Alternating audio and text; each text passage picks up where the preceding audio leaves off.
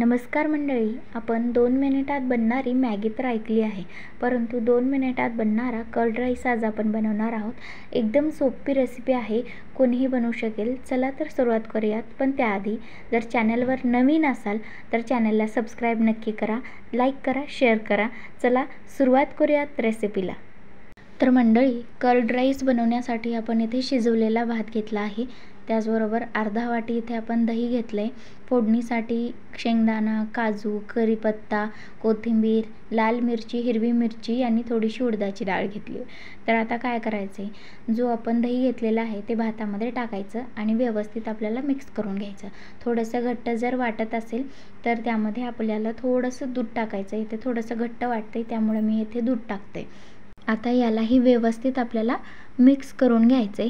आता हे चांगलंसं मिक्स झालेलं आहे। यामध्ये चवीसाठी थोडंसं मीठ टाकून घेऊयात। साधारण अर्धा ते पाऊण चमचा आपल्याला इथे लागेल तसं चवीनुसार मीठ टाकून घ्यायचं आहे। यालाही व्यवस्थित आपल्याला मिक्स करून घ्यायचं आहे।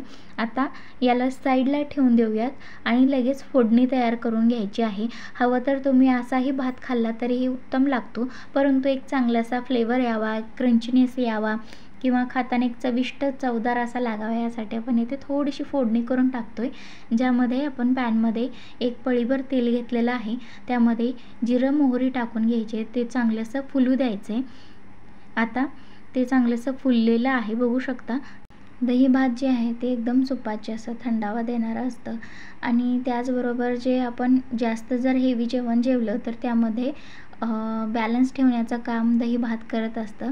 सो त्यासाठी जेवणात आवर्जून मोठी थाळी असेल तर त्यामध्ये दही भात असतं। सो आता बघू शकता। आता तेलामध्ये 1 चमचाभर आपण उडदाची डाळ टाकून घेतली। त्याचबरोबर थोडेसे शेंगदाणे आपण टाकलेले आहेत आणि त्याचबरोबर 5 ते 6 काजू आपण कट करून टाकलेले आहेत, म्हणजे 2 फाका करून। कोथिंबीर टाकून कढीपत्ता टाकून घ्यायचा आहे। त्याचबरोबर थोडीशी लाल मिरची आपण इथे घेतलेली आहे, गोंडा मिरची आहे, तेही टाकायची आणि व्यवस्थित आपल्याला याला मिक्स करून घ्यायचे। चांगले असे शेंगदाणे जे आणि काजू जे आहेत ते आपल्याला चांगलेसे भाजून किंवा तळून घ्यायचे। हे जर आपण भातामध्ये टाकले ना मंडळी, इतकी क्रंचीनेस येते, एकदम नटीनेस, आणि तो भाताचा स्वाद आणि याचा स्वाद इतकं बॅलन्स होतं आणि खावासा म्हणजे कितीही खाल्लं तरी आणखीन खावा वाटणारा असा हा भात आहे। सो एक वेळेस नक्की ट्राय करून बघा। चला, ही फोडणी तयार झालेली आहे, तर आपण ती त्यामध्ये टाकून घेऊयात आणि व्यवस्थित आपल्याला याला मिक्स करून घ्यायचं आहे। सो इथे आपला हा कर्ड राईस बनून तयार होतो। हॉटेलमध्ये अशाच प्रकारे दिला जातो।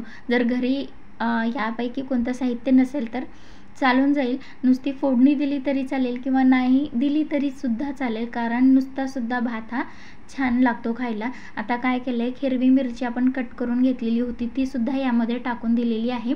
यालाही व्यवस्थित असं आपल्याला मिक्स करून घ्यायचे।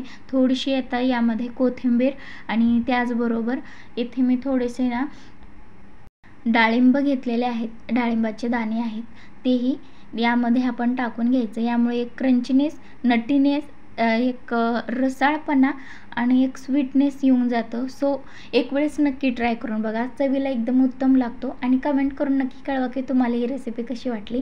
आवडली असेल तर प्लीज सबस्क्राईब नक्की करा, लाईक करा आणि आस्वाद घ्या अशा छान आणि सुपाची आणि टेस्टी रेसिपी। सो बनवून तयार आहे आपला हा कर्ड राईस। व्हिडिओ जर आवडला असेल मंडळी तर खरोखर प्लीज सबस्क्राईब नक्की करा आणि लाईक करा, शेअर करा, कमेंट करून नक्की कळवा। आता चला भेटूयात पुढच्या व्हिडिओत अशाच नवनवीन रेसिपीसहित। तोपर्यंत खात राहा, खाऊ घालत राहा, मजेत राहा। हां मंडळी, पुढचा व्हिडिओ जो आहे तो आपला आंबे भाताचा येणार आहे, जो एक स्वीट डिश आहे। बनवायला एकदम सोपी रेसिपी आहे। सो पुढचा व्हिडिओ नक्की बघा, कारण तुमच्यासाठी उपयुक्त आहे, कोणीही बनवू शकेल आणि उन्हाळ्याचे आंबे असतात त्यामुळे तो बनवलेला आहे खास। सो शेवटपर्यंत बघा, आवडल्यास सबस्क्राईब करा। चला भेटूयात पुढच्या व्हिडिओत, तोपर्यंत बाय बाय।